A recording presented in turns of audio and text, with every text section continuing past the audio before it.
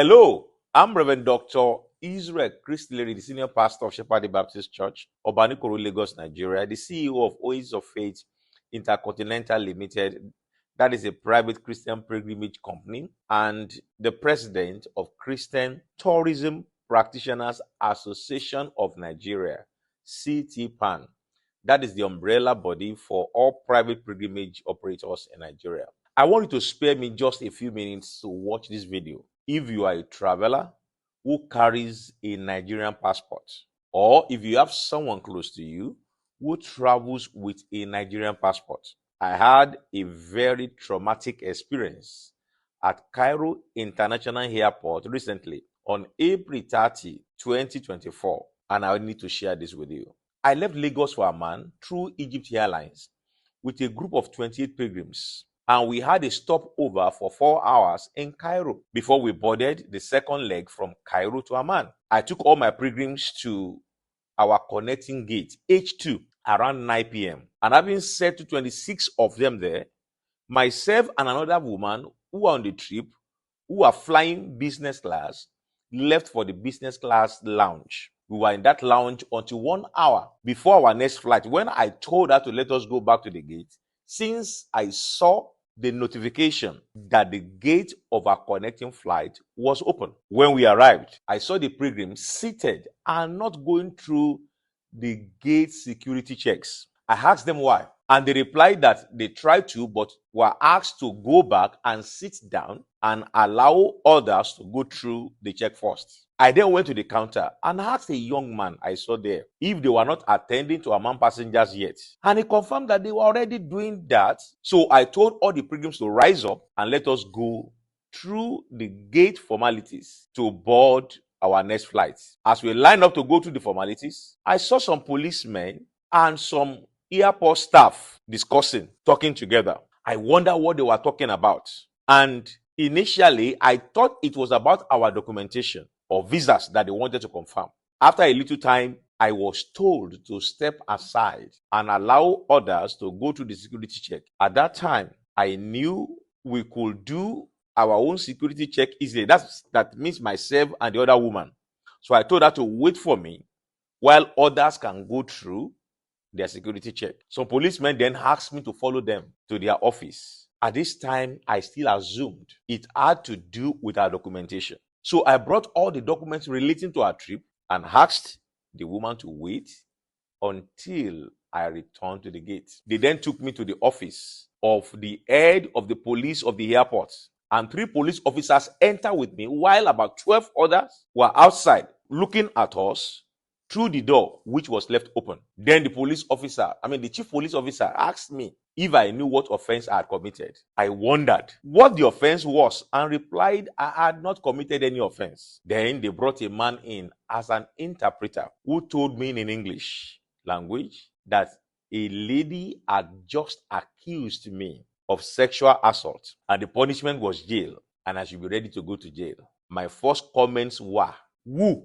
where, when, and how? Then they pointed to a lady who decided to hide her face behind another lady. When I tried to look at her direction, I told the interpreter I had never seen the lady talk less of talking with her. The police chief then said, in our country, we believe the word of any woman as true. And that means with or without evidence, you are guilty. He then said there was a video evidence. When I heard that there was a video evidence, I was relieved and I requested for the video evidence. The letter said there was no need for video evidence because it will make me miss my flight unless I agreed to their offered solution. I made it clear that if they had any video evidence, they would not find me there. For I had been at the business class lounge for 3 hours and I had an alibi among my pilgrims who was there with me in the lounge till we left for the gate. Then they said there was a witness, and immediately a young man came forward who stated that he was a witness to the assault. I asked him where and when, but there was no answer. The police chief then said that since there was a witness, I could only go if I accepted the solution he would offer. I asked what was the solution. He then said I must apologize to the lady in a way that she will accept. I then asked, how do I apologize for what I had not done? He insisted that if I did not apologize, I shall be charged to court.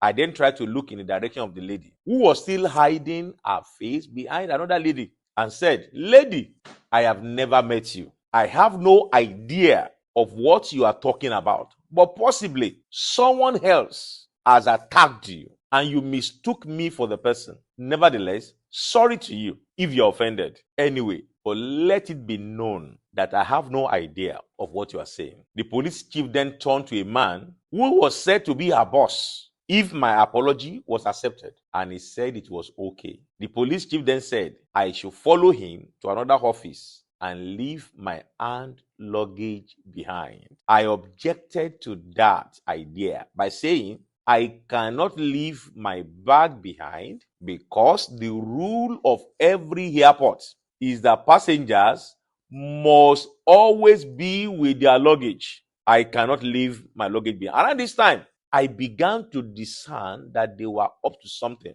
They were trying to look for every means to set me up. When we got to the other office, I was asked to wait outside. When the police chief and other officers entered, at this time, I told myself that if these people succeeded, there was no way to free myself. I was totally isolated from my pilgrims, who were supposed to be boarding the next flight. And I could not understand their conversation, which they were making in Arabic. I then picked up my phone, pressed the record button, and kept the phone back in my pocket. At least that will be my only evidence in the future. After a while, I was invited into the office and I was asked to come and sign a document they had prepared in Arabic. I refused to sign because I told them I did not know what they had written. That would be stupid of me as an educated person. They said if I did not sign, I will go to jail. They said it does not matter, that what they actually wrote was just a settlement. And I still said no. To the glory of God, I have spent over 25 years of my life studying up to PhD level. I cannot sign what I do not know. The police chief then got angry and shouted me down and said, you will miss your flight and I will detain you and charge you to court. The following morning, I then said to him, if God says I will go to jail for an offense I did not commit, so be it. But I will not sign unless I know what was written. Then the so-called interpreter offered to read the content to my hearing.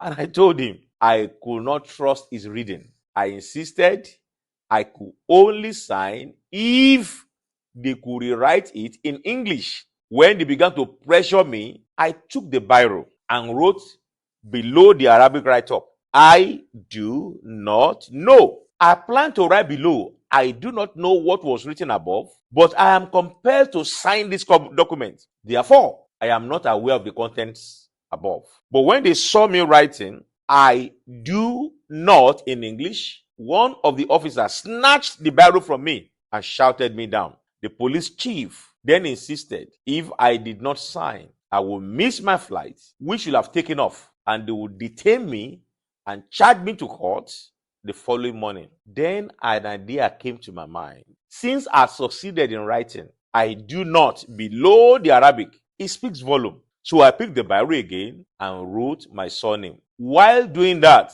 the desk manager of the check-in counter came in and talked to them in Arabic like magic. They handed over my passport to me and asked him to take me to the aircraft. I did not understand the magic words that effected my release until I got to the tarmac. Right at the foot of the aircraft, I saw all my 27 pilgrims standing at the entrance of the aircraft. They had refused to board the plane unless their leader was released, against all pleas and threats, even from the pilot, who told them he would take off without them. They refused to enter the aircraft unless their leader was released. Now I know that was my saving grace. The refusal of 27 persons who had already checked in to enter The plane frustrated their plots. That was the report the desk manager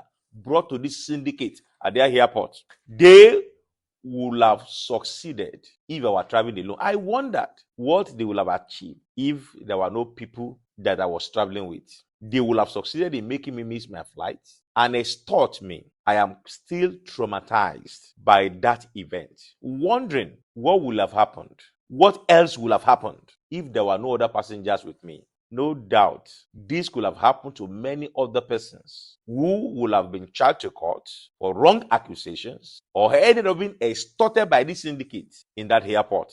I decided to make this video to expose the evil plots going on in many African airports against Nigerians. Kindly share this video with all your friends and your brothers so that they can know what goes on. We need to be more careful with these people. Please do your best to make it go viral. You might be saving another person from such embarrassment by exposing the evil schemes in some of these airports. May God save us from evil men. Amen and amen.